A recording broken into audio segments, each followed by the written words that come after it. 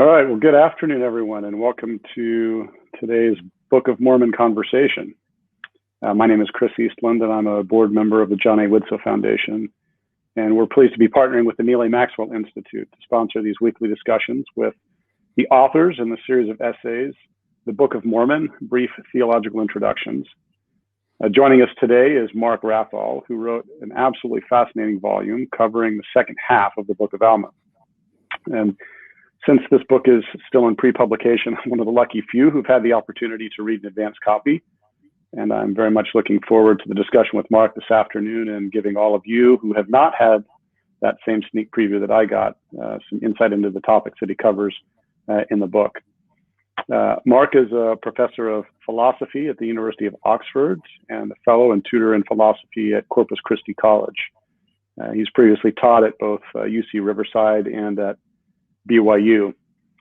Mark is the author of numerous works, including Phenomenology and Human Existence, which is forthcoming from Oxford University Press, Heidegger and Unconcealment, and How to Read Heidegger. He's also edited numerous volumes, including the Cambridge Heidegger Lexicon and Religion After Metaphysics. Most importantly, we're grateful for Mark's willingness to join us late at night from Oxford, England. So, Mark, thanks for being here with us. It's my pleasure. As some of you know, the John A. Widtsoe Foundation works in conjunction with the University of Southern California in Los Angeles to focus on global academic and interfaith collaboration, dialogue, and community engagement. Our mission is to build bridges of understanding and cooperation between members of diverse faith traditions and to be an independent voice for the Church of Jesus Christ of Latter-day Saints and religious communities throughout the world. And we're very pleased to be able to work together with the Maxwell Institute at BYU to bring these types of conversations globally and to have you participate with us. Mark and I are looking forward to our conversation and invite each of you to respectfully participate in the discussion via the chat feature on the right-hand side of your screen. If you have a question that you'd like to ask Mark, please feel free to use the Ask a Question feature, which you'll find at the bottom of your screen. You can also vote for your favorite questions that have been asked already. And I'll do my best to scroll through and get to as many of the questions as we can during the second half of this discussion. Also, this discussion will be recorded and will be available later this week. So there's just so much thought-provoking in the book, Mark. I want to jump in and just talk a little bit about, with your background as a philosopher, your approach to the theology of Alma makes use of some different tactics than most readers will likely be accustomed to. Can you give us just a short summary of how your logical proof and logical fallacy structure that you use throughout the book informs the way that we should think about the important topics that you address, like what is faith, what are the roles of justice and mercy, what is the meaning of restoration, etc.? Yeah, sure. So I think the first thing I want to say is that I think of myself and I approach this book as a reader of the Book of Mormon who happens to be a philosopher. I didn't really approach it as an effort to philosophize about the Book of Mormon. But having said that, I am a philosopher, and philosophy is a discipline that's developed a number of tools that I think are really helpful in general for interpreting texts.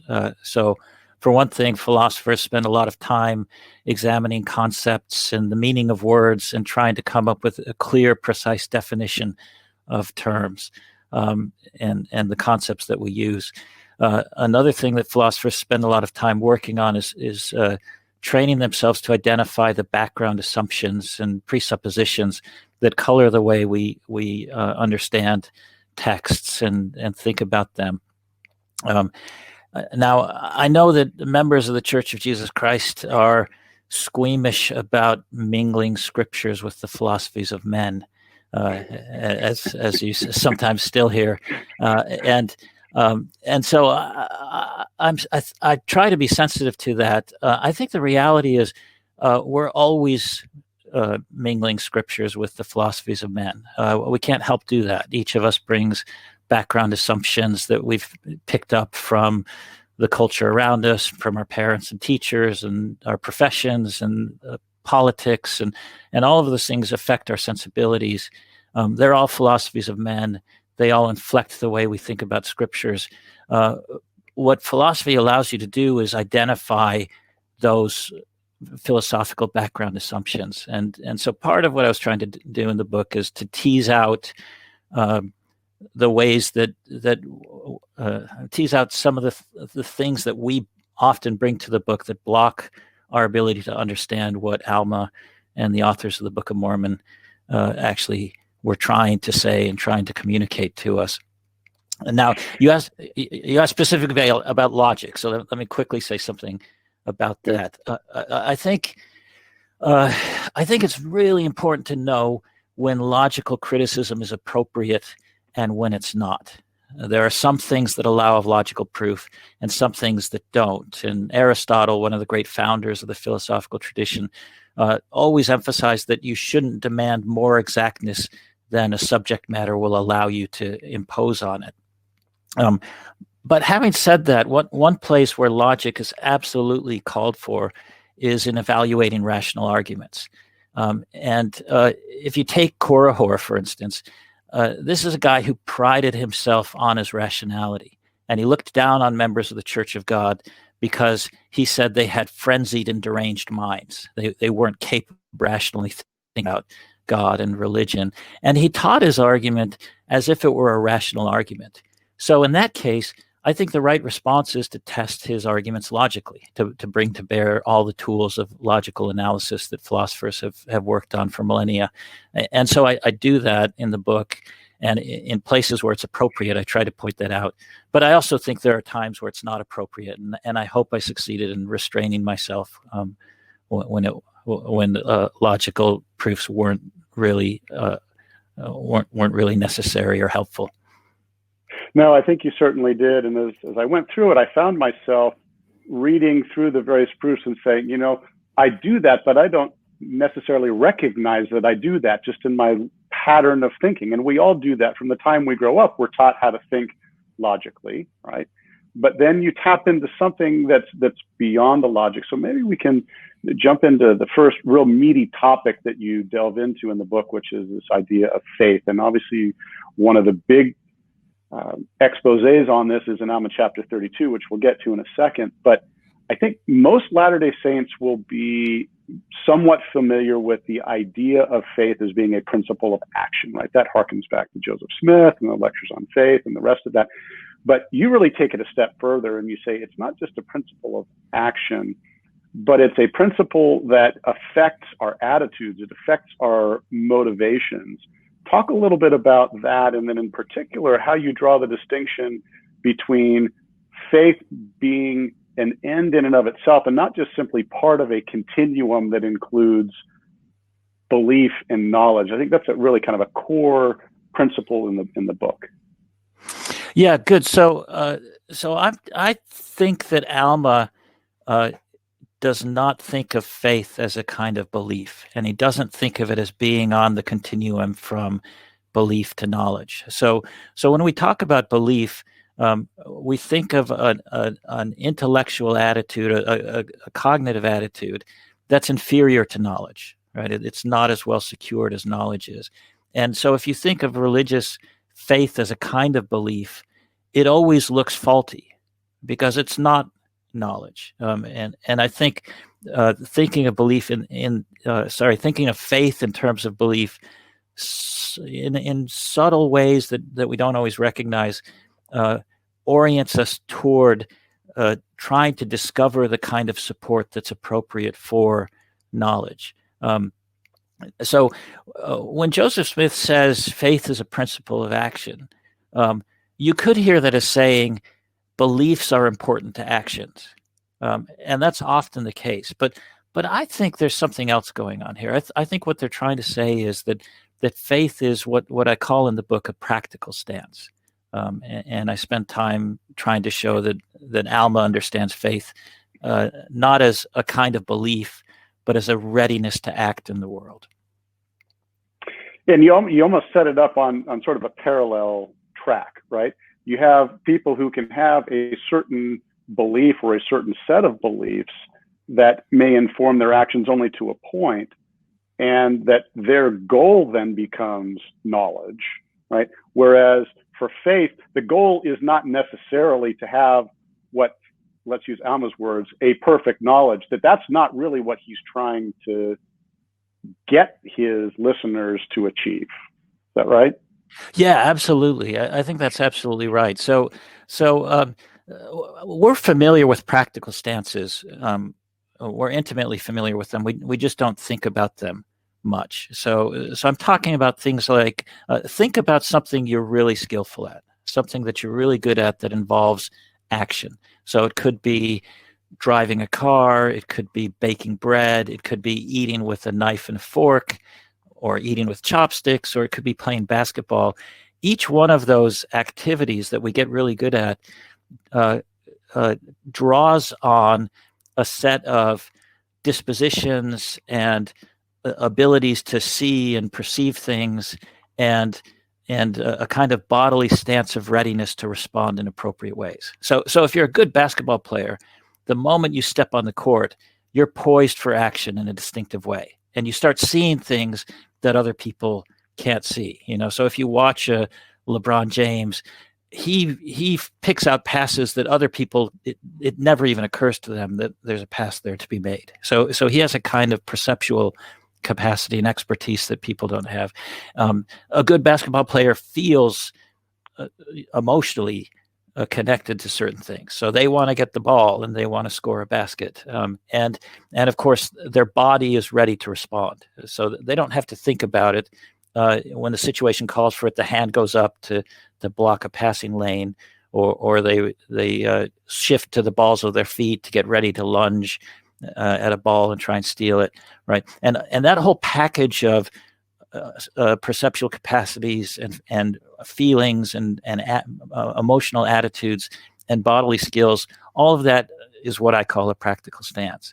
And a good basketball player has a practical stance that allows her to play good basketball. A good driver has a practical stance that allows him to drive a car well. And what's interesting about practical stances is knowledge isn't really that important for them. You can be a very, very good basketball player and incredibly ignorant about basketball. You don't have to know anything about the physics of it. You can have all sorts of false beliefs about the physics and the history. For all I know, LeBron James thinks Babe Ruth was the greatest power forward in history. And he's wrong, but that doesn't affect the way he plays basketball. So as I read Alma, he's trying to teach us that faith is not about knowledge and it's not about belief. It's about getting into the right practical stance. It's a way of feeling about the things that happen around us. It's a way of seeing people and situations and noticing what's important and unimportant. And above all, it's a way of carrying your body through the world and acting to serve other people. Right. And so that culminates then in his great discussion in Alma 32 with those who've been cast out from among the Zoramites because they're poor, in this example of planting a seed, right? And that the idea is that you try this experiment. So how does the idea of faith relate to this experiment? Because I think oftentimes we feel like an experiment is a very logical, scientific process where you go through it and at the end you observe the results and you end at knowledge, right? Or at least you end with what you think is knowledge. But that may not be exactly what Alma is inviting us to do, is one of the things that you draw out in the book. So talk with us a little bit about what that experiment really is and what the relationship of faith to that experience means. Yeah, good. So I think in reading Alma's sermon, which is just a magnificent sermon on faith, when you're reading it, I think there's a few things that we really need to pay attention to that maybe sometimes get overlooked. So number one is to ask, what is the seed? Number two is to ask, where do you plant the seed? And then third, to pay attention to the things so he does think you get knowledge as a result of this, but to pay attention to what it is you get knowledge about and what you don't get knowledge about. And if you really focus on those, I think that's the way to find our find our way through the sermon. Okay, so what is the word? The word is God, he says, or more precisely, it's God as understood according to the doctrine of Jesus Christ. And where do you plant the seed? Well, he's very clear. You don't plant it in your mind. You plant it in your heart. And in the Book of Alma and the Book of Mormon in general, the heart is where our feelings and our dispositions to act are located. Okay, so when he's telling you to experiment on the word, he's saying, plant God in your heart.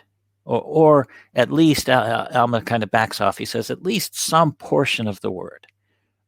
So I think, as I understand that means you decide to act out of trust that God is as he's presented in the doctrine of Christ. And Alma tells us in Alma 32 what God looks like when you believe that God is as presented in the doctrine of Christ. God's someone who will redeem his people. He's someone who suffers and dies and atones for us. He's someone that brings to pass the resurrection. And all people are judged according to him. And that is, they're judged according to whether they've followed his example or not. So the experiment is act as if God has atoned for you, right? Let that work on the way you're disposed to respond to the world. Act as if your relationships with other people transcend the earthly, right? That you're going to be resurrected and you're going to be with and facing the people that you dealt with in life, and so on. And then see how adopting those kind of commitments into the center of action, right, into your heart, see how that changes you. And if it's a good seed, then it's going to change you in good ways. And then you arrive at knowledge. But what do you now know? He says, well, you know it's a good seed. And that's about it. Right? That's the knowledge that's important to keep the experiment going. Right. So for those of us who are listening, who are struggling, who are doing our best to understand the doctrine of Christ, it seems like one of the critical things that he's inviting us to do is not to take everything, to take every seed and plant every seed. It's to find something, some little part that you can say, this, I think this is worth spending some time and some effort and some energy on. Let me see what comes from this. And that as you do that, you begin to more broadly see where that seed comes from, right? It comes from a tree that gives many, many seeds that you can then plant and become sort of part of that understanding more broadly of God. You don't have to understand everything, or even necessarily, to use the other side of the equation, believe in everything in order to perform this experiment. Yeah, I think that's right. I think that's exactly right. And I don't know that it's that important that you try and convince yourself mentally that it's true. What's important is that you act on a trust in the nature of God, and then you see. So, what's a good seed do? Well, it grows and it expands. He says it expands your heart, and it enlightens your mind, and it changes your taste. Right? It becomes delicious to you, and eventually it reproduces itself, and it makes us more Christ-like in the process. If we've planted Christ in our hearts. If we oriented our practical stance around Christ, then if Christ is a good seed, we're going to become like him. And one of the characteristics that you focus on is humility, right? That it's almost a requirement to perform this experience to have humility. How does that factor in both for how Alma constructs his argument as well as for us practically? Yeah, so Alma says it's absolutely essential that you have humility in order to do this. One of the reasons that it's essential is that the kind of humility he's talking about is a humility that doesn't demand certainty before it acts. Right? It's a humility that doesn't say, I'm not gonna follow Christ until I know that X, Y, and Z are true. Right, which is sorry to interrupt, but that's part of this contrast with Korihor, right? Because that's what he was demanding. He wanted certainty before having faith. Yeah, that's right. And when the Zoramites come to him, they I developed this in the book, but they ask him a question that shows that they're fixated on a doctrinal disagreement, right? So it's an article of Zoramite belief that Jesus Christ will not come because God cannot change. Right? That's one of the things every week when they get up on the Ramiyumptum that they declare. And when the Zoramites come to Alma, they ask him whether he's saying they ought to have faith in the one God. And in phrasing it that way, they're showing that they're interested in the theology of God, right? They want to know, is God unified? Is God one? In the Book of Mormon earlier, Alma had fought against, he'd gotten involved in the one God controversy because people were arguing that if God were unified, he couldn't have a son, and therefore you can know that Christ isn't going to come. So the obstacle that Alma actually has to overcome in the Zoramites is a focus on these kind of theological questions. And he's trying to say, look, be humble.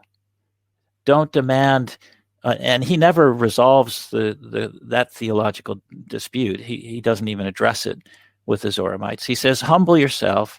It's like the serpent, the brass serpent that Moses raised in the wilderness. Right? Don't ask yourself, how does it work? Don't ask yourself, does this really fit with the commandment that we shouldn't worship graven images? You just look to the brass serpent and live." Alma says, and in the same way, I think he's saying to the Zoramites, stop worrying about theological issues. Just look to Christ, plant him in your heart, and see how that changes your relationship to the world.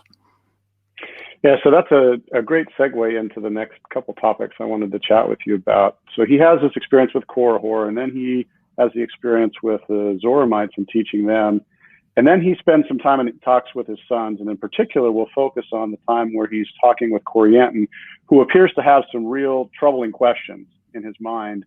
And indeed, there appears to be, although we don't know exactly where the concern comes from, some real struggle in him to understand God's mercy and God's justice and how they work together. There's a conflict sort of inherent in these two attributes of God being both just and merciful.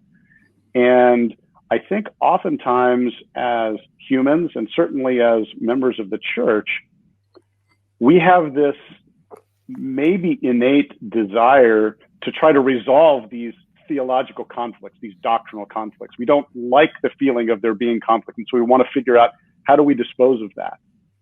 And you suggest that maybe Alma's not trying to eliminate the conflict that we sometimes feel between mercy and justice. He's trying to explain it and maybe even indicate that it's essential that that conflict exists. Unpack that for us a little bit. Yeah, good. I like the way you put it. So I'm a big fan of certain kinds of tension. I think it's an essential feature of the human condition that we're subject to irresolvable and competing demands, and that we have incompatible aspirations. They don't all fit together. And I think you're right that a lot of people are upset by that. They want to resolve existence into a neat, tidy, hierarchical set of preferences and obligations, and then you always know at any given moment what you're supposed to be doing. I just think that's wrong. And before talking about justice and mercy, let me give a couple of other examples to help illustrate this. So first, I suspect that anybody who's been a parent has experienced a conflict between the desire to spare your children of any suffering and the desire to help your children grow up and learn to fend for themselves. And sometimes those two desires reach an almost intolerable pitch, right? When you see your child making really terrible decisions that will profoundly affect them for the rest of your life, then you've got a horrible dilemma, right? Do you privilege the desire to relieve them of suffering? Well, then you jump in and you take over for your child and you make the decision for them, or you try to force them to decide things the way you want them to.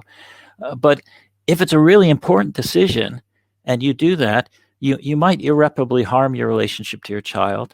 And just as importantly, you might impair their ability to learn to act for themselves and to become autonomous agents who are capable of governing their own life. So on the other hand, you might say, okay, I'm going to side with I want my child to learn and grow. And then you just dispassionately step back and you coolly watch as your child makes a disastrous mistake and suffers as a consequence, right? But there's something wrong about that, right? You ought to never quit trying to protect and nurture and support your child. And you ought never to quit trying to help them become an autonomous agent. And so I think there's occasions where the right way to be a parent is to maintain yourself in this excruciating position of simultaneously trying to save your children from suffering, but also letting them make their own decision. And it's your ability to endure that tension that allows you to experience the world as a parent does. And I think you'd be worse off as a parent if you could resolve that tension and get rid of it. I think I talked over you. You were going to say something about that. No, that I think many of us have certainly experienced that, and so we then have to think about it both in terms of the practical, right? How do we deal with each other as individuals? There's an element of interrelationship. How do we show mercy? How do we show justice? How do we balance those two characteristics in our own lives? And then there's the question about our relationship to God, right? And how do these principles of mercy and justice work in our own life? And one of the things that you draw out is that Alma is one of the first characters in the Book of Mormon where this tension is a lived tension, right? He has gone through both sides of this equation. And so it is as real to him as any of the other people that we might study their lives to say, how does this tension between mercy and justice come alive? Give us a little bit of a background on that story. Yeah, good. So it's actually Alma and the four sons of Mosiah. They're all described as having a very similar experience. So they've all been trying to destroy the church. They've all committed sins that they describe as just horrific, right? That they understand when the angel appears to them. They understand that they deserve God's justice and they deserve to suffer for what they've done. And decades after the encounter with the angel, you read Mosiah 28, decades after, they're still saying that they suffer much anguish of soul because of their iniquities, and they fear that they would be cast off forever. And this is after this is the sons of Mosiah, after their missionary journeys, right? And after they performed these miraculous works of love and bringing the gospel to others, they still are suffering anguish of soul. Or if you look at Alma 42, Alma tells his son that he should not deny his sin or excuse himself in the least point, but he should let both justice and mercy have full sway in his heart. So I hear that as saying, don't try to dissolve the tension. It's the tension between, on the one hand, recognizing what a wretched person I am, and then experiencing this incredible mercy and forgiveness. It's the tension between those that shapes their experience of the world and that drives them as the disciples of Christ that they are. And ultimately, it's that tension that makes them merciful to other people. Right. So it's the recognition potentially that in my own life, I might not deserve mercy. I might deserve justice, but because God extends mercy to me, that therefore it's incumbent on me to extend mercy to others, right? That's the pattern. And I think we oftentimes think of Christ's atonement as sitting in between mercy and justice, right? There's this fantastic verse in Alma where he teaches his son that if the works of justice were destroyed, that God would cease to be God. It sort of blows your mind when you think about him telling his son that could even happen, right? You can't destroy justice, but you also can't destroy mercy, and that it's Christ's atonement that allows both of those things to exist simultaneously and work on us. What impact do you think Alma intended to have on his son in kind of teaching him that principle? So let me first say, you can't deserve mercy. If you deserve what you get, it's not an act of mercy. It's an act of justice to give it to you, right? And so I think that's one of the things he's trying to teach his son, is that Christ's Right. mercy, it's not something that we can earn. And when you understand that, it changes your experience of repentance and forgiveness, and of our obligation to other people as well, I think, because we then understand in a visceral kind of way just how dependent we are on the grace of Jesus Christ. Yeah, one of the things that you noted in your book, which I thought was a great insight, is that God extends different types of mercy to us, and that those different types of mercy are in many ways patterns for us in the kinds of mercy that we can extend to others. Maybe just explain for the audience what those different kinds of mercy are that we get from God, and how we have the opportunity, at least, to pattern that in our relationships with others. Yeah, I think that's a great question. I love that. And I don't think I directly addressed that as well as I probably should have in the book. So I think Alma identifies three kinds of mercy that God shows us. First, God gives us time, right? We get a mortal probationary time, and he delays justice for a season. So when Adam and Eve sin, God gives them an opportunity, a mortal span to deal with the after effects of their transgression. And that's an act of mercy. Second, Alma says, God preaches the word, and he shows us, he gives us the example of his son to show us how to live. And he's continually warning us and teaching us. And that's an act of mercy too. He doesn't owe that to us. And third, God saves us from just punishment, provided that we've learned the lessons and become merciful ourselves. And that's a transcendent act of mercy. So if I understand Alma right, and this is what your great question's getting at, he's trying to get us to see that the whole point of God's law and his justice is to teach us to be merciful ourselves. And so the question becomes, how do we emulate God's mercy? And I'd suggest that we show mercy to others in just those three ways. So first of all, we give others time to make mistakes and learn from them. None of us is perfect from the outset. Any degree of goodness that any of us has attained has taken a lot of time and effort and work. And so we ought to be patient with others and wait mercifully for them to come around. Second, I think we should never give up on them, but continue to encourage them to become merciful through our example. And then finally, I think, and I think in a lot of ways, this is the most important point, we should stop giving up on demanding justice from each other and aspire to live in a society where all are merciful to all, and where each forgives the others and gives to others more than strictly speaking they deserve.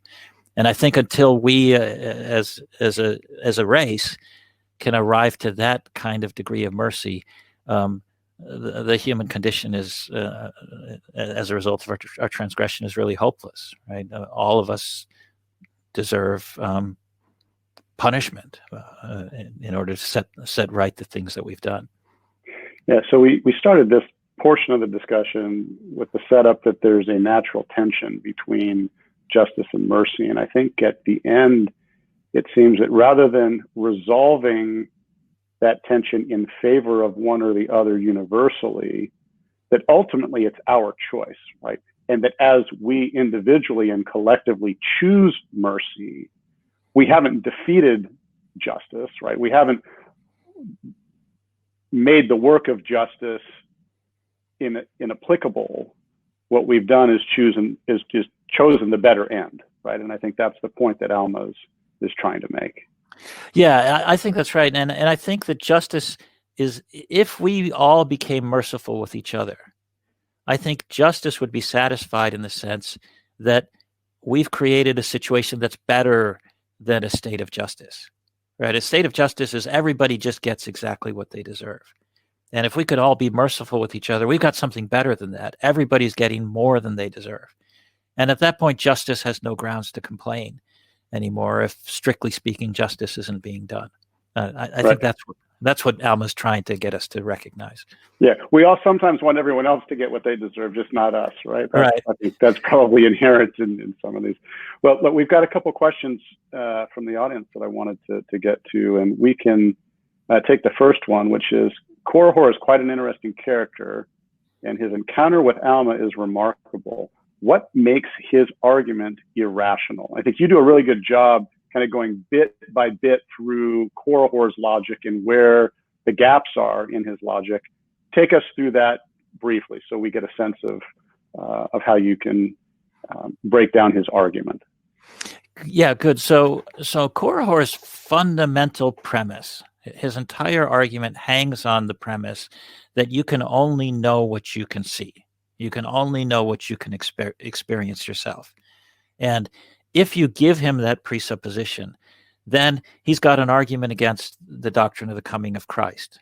So the Church of God that Alma's father had founded, the central teaching, of course, was that Christ is coming, and he will come to redeem his people, and we need to get ready for that and prepare ourselves for that. And we enter into covenants to prepare ourselves for that. And if you give Korihor the premise that you can't know what you can't directly experience yourself, what you can't see, then you can't know that Christ will come, because the future is not something that we directly experience. We don't have an immediate experience of that. The fallacy is that that's just not a good premise. We can know things through other means besides direct experience ourselves. We can know that things through the testimony of other people, or we can know things through the testimony of the world around us and draw inferences from the evidence we get from the world around us. And Korihor actually, he sort of stumbles into a trap. He acknowledges that that's the case when he demands a sign. When he asks for a sign, he says, "Give me a sign that I might know that God exists and that he has power." And the moment he accepts that you can know something by means of a sign, he's given up on the idea that you can only know something that you directly experience yourself. And at that point, the whole logical structure of his argument collapses. Right. And it's interesting, again, contrast. We see this so many times in the Book of Mormon, that there's a story that illustrates both halves of this equation, right? So on the one hand, you have Alma, who himself experiences God's power firsthand. He gets that sign.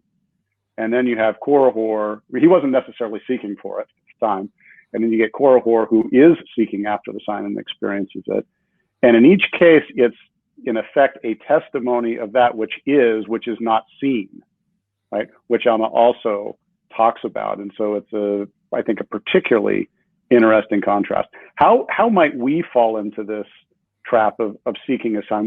We probably don't do it the same way that Alma or Korihor experienced it, right? With an angel coming or with being struck dumb. But what are the ways that you think we sometimes, and this is maybe relying on your philosophy side, how do we fall into that trap of seeking signs instead of seeking faith? Yeah, it's an interesting question, and the contrast between Alma and Korihor is really striking on this point. It's clear that this has been deliberately set up, right? So they're both devoting themselves to destroying the Church of God. They both experience a sign of God's power. Specifically speaking, they're both struck dumb, we're told, and then they respond very differently to that. When Alma's struck dumb, he's emotionally gutted, and his heart is broken and his spirit is crushed, and he devotes the rest of his life to trying to fix his errors. And in that case, you want to say it's fantastic that he got a sign. In the Korihor's case, what happens when he's struck dumb? Well, he forms a belief. He says, "I know that nothing save it were the power of God could bring this upon me." But there's none of the contrition that you find in Alma. There's no change in his practical stance as a result of this sign. And in that case, the sign is completely unhelpful. And I think what this points to is an important feature of signs, and that is to follow the signs, to read the signs in the right way. You have to have the right background and the right disposition to respond to them. And if you don't have that, the sign doesn't help, and if anything, it's an obstacle to it. So Yeah, so the scriptures are full of signs that are used in really important ways. We recognize Jesus as the Christ because of all the signs he gives, the signs of his healing, the signs of his blessing people, all of those point people who have the right background orientation to Christ's divinity. If you don't have the right background orientation, it's not going to help you at all. Yeah. All right, so another listener asked this question. We're going to go back to chapter 32. Can you comment more about planting the seed or word in one's heart, especially in light of the Book of Mormon's regular discussion of the thoughts of the heart? So there's an interesting contrast. What is planting it in the heart? How is that different from planting it in the mind? Yeah, good. I'd love to do a quick search. I'm willing to bet that Alma never talks about the thoughts of the heart. But someone look that up, and you can set me straight if I'm do wrong. Do it live. About that. Post it in the comments. Yeah, post it live. But yeah, so systematically in the Book of Mormon, it draws a distinction between the mind, the heart, and the bowels. And I think that's an important distinction. So mercy is something that we're supposed to feel in the bowels. It's supposed to be a visceral, deep-seated response to other people and to their suffering that we feel when we're merciful. And Christ, in his atonement, Alma tells us, he obtains the bowels of mercy, right? And he obtains the bowels of compassion. So Christ himself, in a sense, learns through the atonement how to succor his people and how to have this sort of visceral response. The mind is associated with thought and with sort of deliberate decision making and so on. And the heart is, as I said, it's not the deliberate decision making organ, but it's the dispositions, right? The way that we're poised and ready to respond to the world. That's located in the heart. And so when we're told to plant the word in our heart, I think Alma's trying to say it's not an issue of thinking about it correctly or drawing the right inferences, discovering justificatory relationships between the doctrine of the Son of God and other beliefs. That's not at stake at all. What's important is the way we feel and become disposed to respond to the world. Yeah, great. All right, I'm going to change this up here and ask you a question that one of our listeners suggested that comes from the second half of the second half of the Book of Alma. And in fairness to our listening audience, Mark really focused on chapters 30 through 42. And I think oftentimes we think about the second half of the Book of Alma as being about the wars and contentions of the people. But the question is as follows. What do you think of Moroni's practical righteousness during the war chapters in Alma? And I guess maybe rephrasing that slightly into the words that we've been using, how does faith animate his practical stance during a time of great upheaval and challenge and strife, right? And what lessons might we learn from his practical stance as we deal with periods of challenge and strife? Yeah, it's a great question. So in fact, one of the few allusions I made to the final quarter of the Book of Alma, the last half of the second half, was where Moroni sets out to strengthen the faith of the people, and I think it's really striking what he does in order to strengthen the faith of the people. He doesn't give them arguments. He doesn't preach to them. He sets them to work, fortifying their cities, right, and providing the material conditions they need to protect themselves and defend themselves. And so I think, again, that points to the absolute centrality of the practical dimension of faith. Faith is really primarily about how we're living in the world and how we're responding to it. And Moroni, whatever else you say about him, he's a man of action, right? He's always concerned with going to work, with translating the faith of the people into action. Yeah, it's interesting. One of the things that I love about that particular section is that his direction to the people is also not, it's not formed entirely on their own lived experience, right? He knows that fortifications will work because he's seen that they work, but then he takes it 3 steps farther. He doesn't just dig up the heaps of earth. He then builds pickets, and then he builds towers, and then he builds, like kind of this multiple level of what do we need to do to demonstrate that we're willing to protect ourselves, along this way. And I think there's an aspect of faith that is the same for all of us, right? We can't just assume that the minimum level of action is going to be sufficient in order to help protect us from the things that are going to be out there. They're going to want to shake us from our faith. And it seems that his stance is you can't just do the minimum and expect that that's going to be sufficient. Does that feel right to you?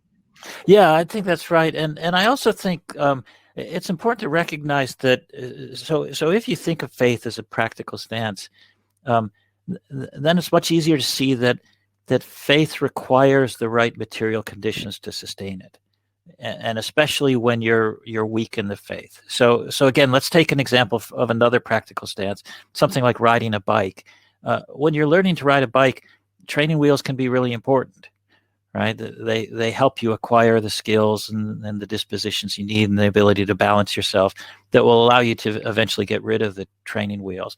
And I think faith in the gospel is the same way. We shouldn't expect people to just blindly believe that X and then act on the basis of that.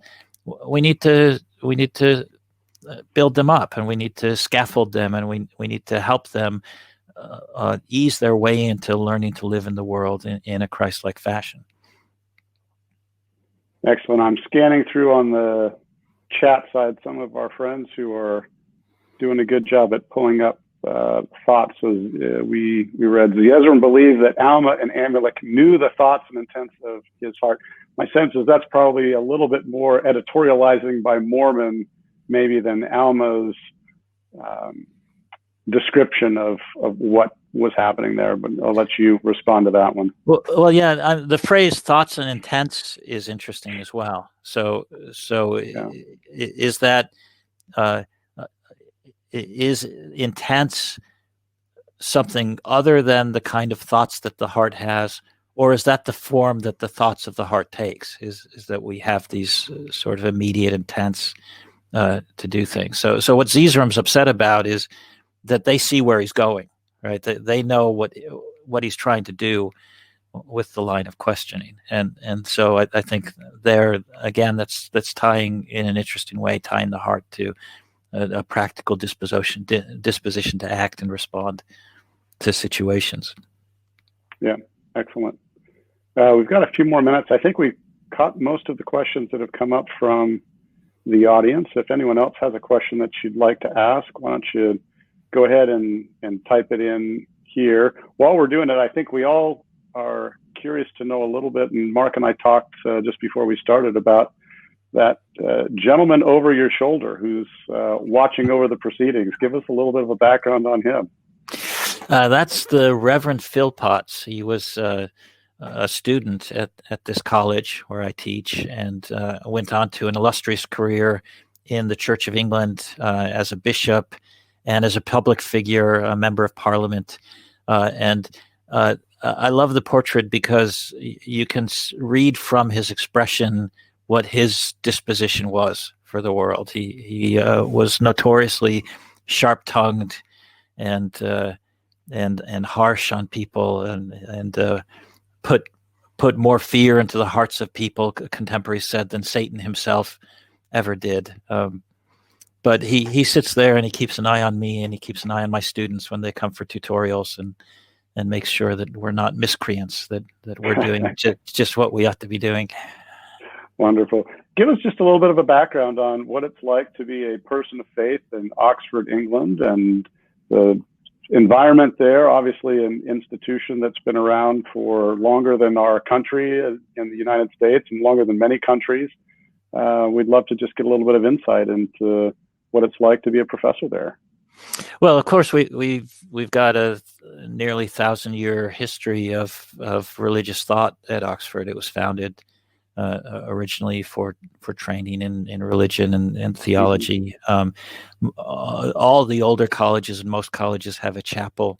And one thing I love about Corpus Christi College is this was ground zero for the King James translation of the Bible. The president of my college was the motivated force for the translation. And if you go into our chapel, I was just thinking about this today in Gospel Doctrine. We were talking about Third Nephi and how the Christ in his sermon to the Nephites, when he delivers the Sermon on the Mount to the Nephites, he adds a phrase that's not in the New Testament version. He talks about how now all things have become new.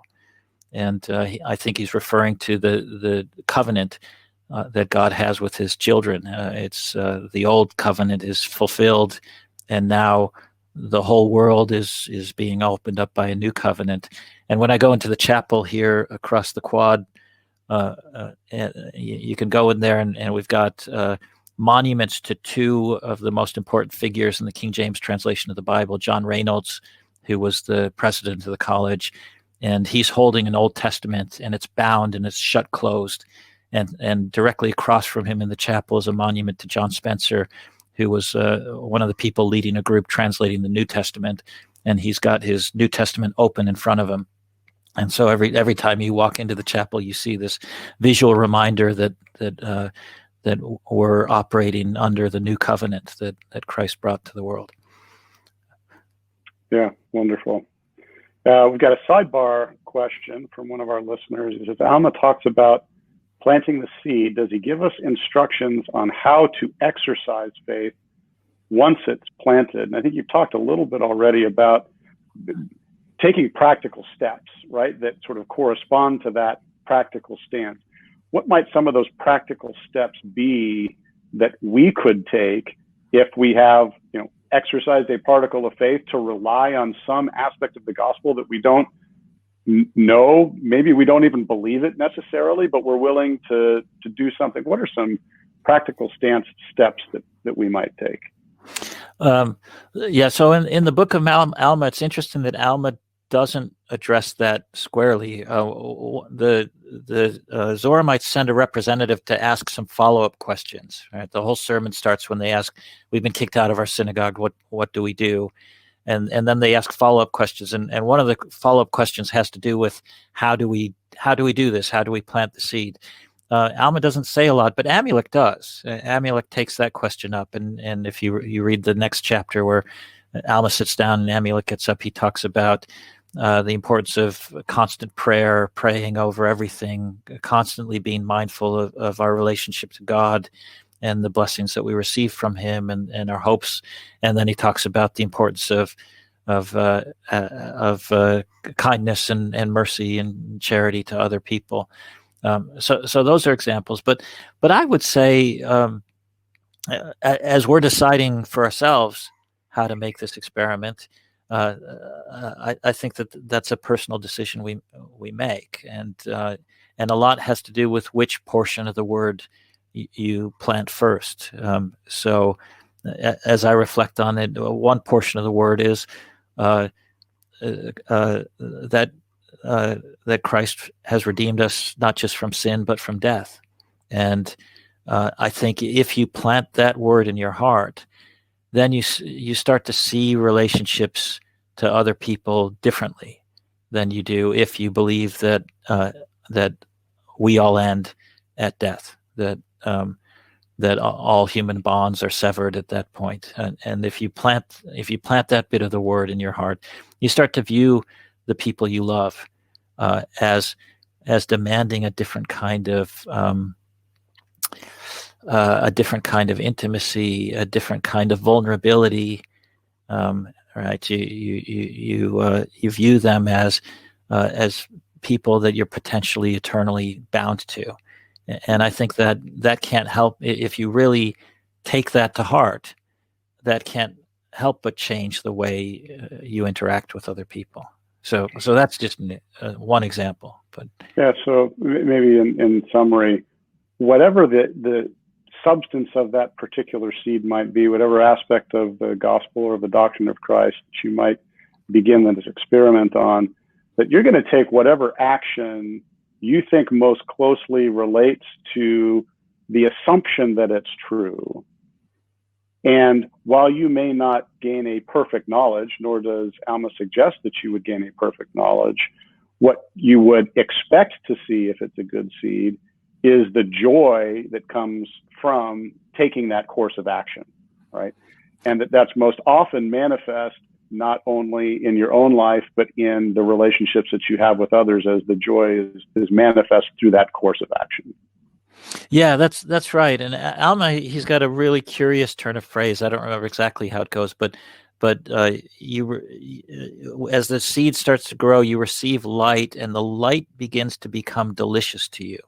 And I love that synesthetic description of what's happening on, right? It's crossing across our different sensory modalities. So what you normally see light with is not your tongue and your taste receptors. You normally see light with your eyes, but he's talking about how as the seed matures, it changes what's delicious to us, right? And it makes us desire certain things and alters our taste for the world and our responsiveness to the world. And if it's a good seed, that it being delicious to us is important, right? The kind of life that you're living is something that you want more of, that you're not satisfied with just a small taste of. You're going to want to devote yourself and devote yourself to expanding that form of life so that you can experience the deliciousness of the fruit of the seed. Yeah, excellent. We're going to try and really quickly sneak in one last question here, and it comes from a listener who asks about Alma's teaching, not just based on scripture, but also on personal revelation. She indicates that it had been made known unto me by an angel, as a phrase that Alma uses. And we know that there are times during Alma's conversation where he says, I have learned this through personal experience, where it's been made known unto me. And then there are other times where he says, I don't even know, I just offer this as my opinion. Maybe just comment quickly on those kinds of different types of evidence and how persuasive they are for Alma as he speaks with his son Korihor. Yeah, so Alma has a phrase. The phrase is, I know of myself, or I don't know of myself. And I think what he's talking about, do I have direct sensory acquaintance with things? Then I know of myself. Or am I relying on the testimony of someone else? So when the angel speaks to him, he doesn't know of himself, but it's been reported to him by the angel. It's interesting that when the Spirit speaks to him, when he has that kind of revelation, he says, I know of myself because, all right, he's had this experience with the Spirit. And so he views the Spirit as being an important source of revelation that's on a par with direct experiential acquaintance with something. Wonderful. Well, Mark, we appreciate you first being with us tonight and staying up late to join this conversation, and for taking the time to write the book. Can you let us know when you expect that it will be published? I think it's being.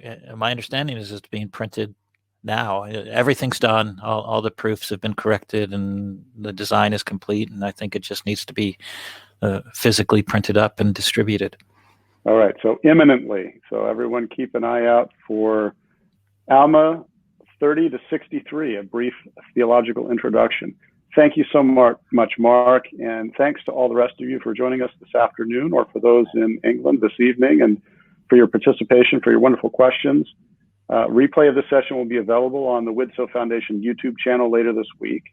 And our next Book of Mormon Conversation will be next Sunday on October 25th, back to our usual time of 5 p.m. Pacific, with Kim Berkey, author of the series volume on Helaman, and Jacob Renneker from the John A. Widtsoe Foundation.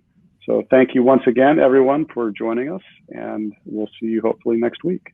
Thank you. Thank you, Chris.